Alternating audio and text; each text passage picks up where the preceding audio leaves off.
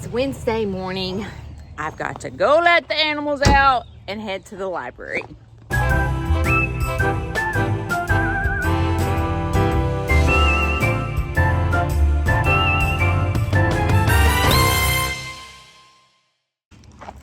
I have been to 9 libraries in the past month. I have been super busy. So, and I've had huge crowds everywhere I've gone, and I have felt so blessed, man.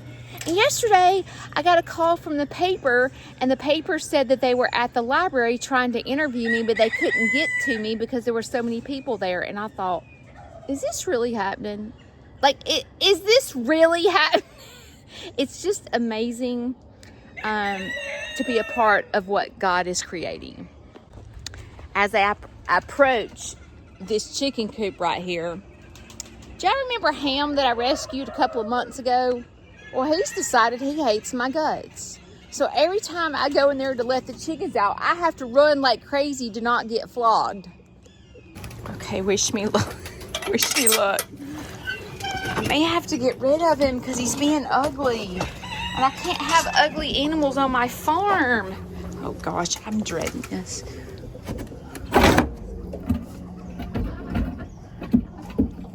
Oh God. No. I can't turn my back to him because I'll get flogged. You stay right there. No! No. You cannot be ugly. I can't have an ugly rooster. I think I'm gonna lock him in here for a minute. Gosh, I can't stand it. He's mean. I'm so upset about it. So yesterday, as I was coming to put the animals to bed, I saw that Popsy, my male duck, had been struck and killed. And I don't know, sometimes him and my peacock would get in a fight and I'd have to put him in the principal's office. So I don't know if it was my peacock that killed him or if a hawk came down and killed him. But I've had Popsy almost since day one. So it's very emotional to me to think about him being gone. So now I have no male duck and I can't decide if I need to replace him because the males are what protects the females. But it's so upsetting. Let these little boogers out. Look how big they're getting. Can you believe that? They're getting so big. Come on, Mama.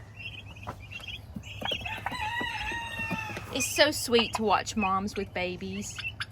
These are turkeys. I guess y'all know that, but they're getting so big.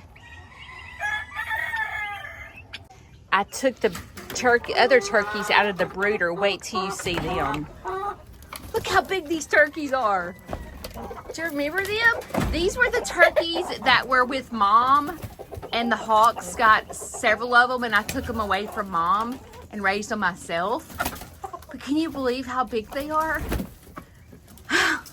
It's amazing how fast turkeys grow. But see, turkeys eat a higher protein than a chicken, so it allows them to grow a little bit faster than a chicken. Today is 13 months that Georgia Lee has been pregnant. And I'm like, I called the vet yesterday and I said, can we please talk? Like, what do you think? Because if you remember when the vet came here, he confirmed her pregnancy. He said, I feel the baby moving. And I see the baby moving, but I don't know if I need to load her up and take her to the Maury Povich show? Is that his name? Anyway, I'm like, do I need to do a DNA test to see who's dad? And Shane, I know this is disgusting, but I had Shane look up under Rio's tail to see if he had a testicle, because in September of 2022, I had Rio fixed. And the only males that she's been around is the male that I bred her with, which was May 25th, and Taterbug. But Taterbug, when I talked to the vet yesterday, he said, Judy, there's 2 options. She's either not pregnant or Taterbug's the dad if she doesn't go today. And I'm like, surely Tatterbug's not the dad. So maybe she's not as far along as we think she is. But over the past 2 days, I've noticed that the baby is not very active. And that happens right before delivery. So is it going to be today? Only God knows, not me. To secure her safety, once again, we're walking to the other fence to put her in because, like I said, I'm going to the library today. She follows. I don't even have to put a halter on her anymore. She follows Rio. She does whatever he does. But I'm going to put them over here and separate them just in case she has the baby while I'm gone, because I don't want Leroy to be around her. Good luck, Georgia Lee. Mama loves you. I gave them plenty of hay for them to graze on while I'm gone. And hopefully I'm sure she'll be okay, because she's had a baby before, so I'm sure she'll be fine. Now I need to go let the other animals out now that I got the alpacas all situated. Goodness. This morning routine when I have to go somewhere is kind of difficult. All right, Tatterbug, go have a good day. Go have a good day, Johnny. No, Leroy. No Leroy. He thinks there's going to be a treat in here. You know how animals are. If you lock something they want in there, if you left it open, they wouldn't go in there. Animals are just like kids. All right, kids. Look how big this baby goat's getting. He's so beautiful. All right, go have a good day. Love you. I have to leave the house in about an hour. So getting all the morning chores, making sure everyone has hay, everyone has water, everyone's taken care of, because it takes me an hour to get to the library and an hour home, so that's 2 hours. Looks like the pigs don't have any water. And then it takes an hour for my performance, so I will be gone roughly 3 hours today. So Kayla is not working every day now.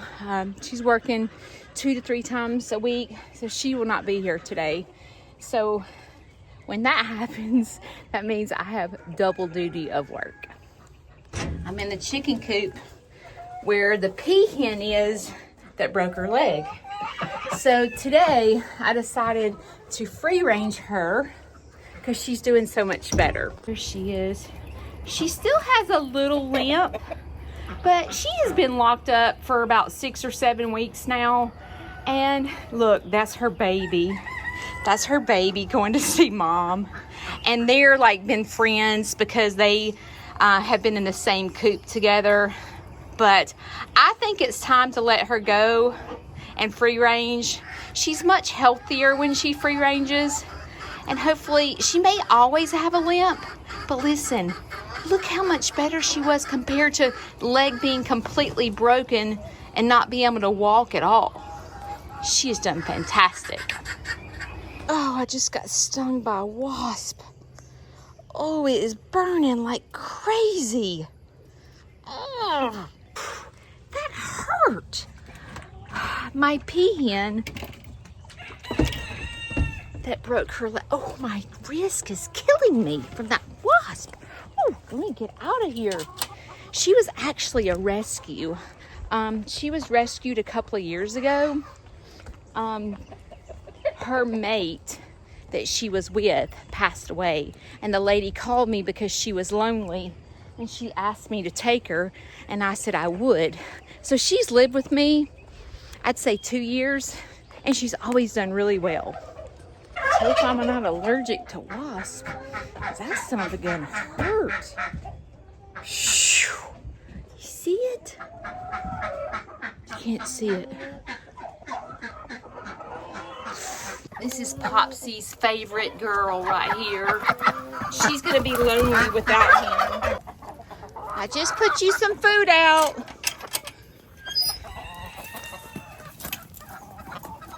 Go have a good day. Make good decisions. He's like, nope, I'm not going out. Now that I've let all these jokers out, I'm gonna go, excuse me, I'm gonna go check on the rabbits. I always clean the rabbit cages every morning and every night, just because the rabbits are now free ranging all the time. So I told you guys that I went and got a shop vac to shop back all, or vacuum up all that poop. It's so easy to take care of the rabbits now. It used to be hard, not hard, but just a pain to pull out the trays, throw it out, clean it out. Now I just suck it up. And they're using a litter box for the pee and the poop, but sometimes they leak some poop out. But it's so easy to vacuum it up. And the rabbits are so happy free ranging now and not being stuck in a pen, and that makes my heart happy when I see my animals happy. And guess what? This is so exciting. Shane and I ordered the air conditioning and heating unit to go into the education center yesterday. So soon they're gonna have air conditioning and heat. But the main person that I worry about with the heat is the tortoise, because tortoises have to be at least 70 degrees in the winter time. But I'm not really worried. Rabbits like cold because they're wool, but rabbits are miserable in the summertime not having air, because they're completely wool. So I'm very excited to be able to get this heat and air unit into my education center.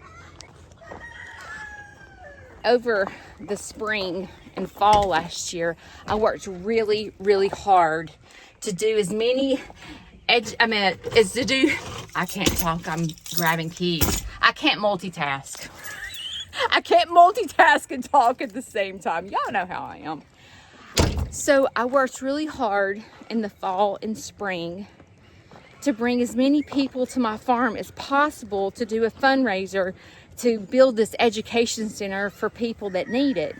You know, I told you sometimes when people come here, especially group homes, there's adults that are in diapers and they have nowhere to change their diapers but in my garage right now. And it's just, that's not private, you know? So it'll be so nice to have this education center to provide a safe place and a private place for adults that need their diapers changed. So Shane got all this up yesterday. He's got to finish this area right here. And over here, he finished all that yesterday. And then he's got to finish this. And then over here, we got to finish putting the siding on right here. But I'm gonna paint all this shelving and make it a little novelty area. So you see, my rabbits are learning. They use the litter box, but they still make a mess. But watch how easy it is for me to clean up. And in just a second, it's all nice and clean. My wrist is swelling up. Oh my goodness. I better go take some Benadryl or something. You see how swollen it is?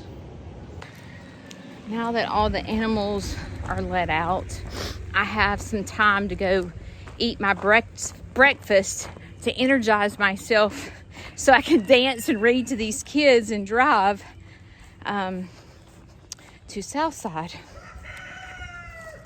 And then I'll come back and load the 2 piglets up, the tortoise up, and the rabbit up to go to the library.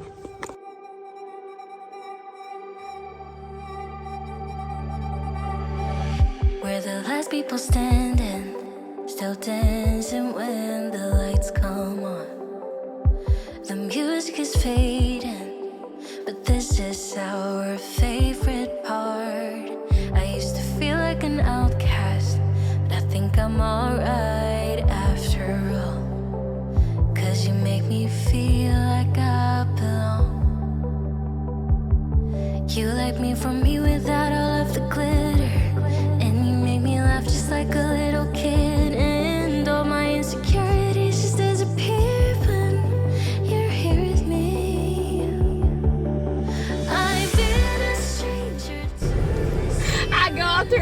piglets, and all the piglets are running around the big yard where all the big animals are, and they're not in the pig fence. That was fun. You know, I sit here and think about mobile petting zoos, and I'm like, how do they do it? How do they show up on time? It's almost like you need to start about 3 hours early to get animals in the car, because it seems like every single time, like someone's in the wrong fence, someone's out, someone's sick. It's just so funny. But I'm packed up. It's 8:20. I have to be there at 10 o'clock. So it'll take me a little over an hour to get there. So I should arrive in plenty of time.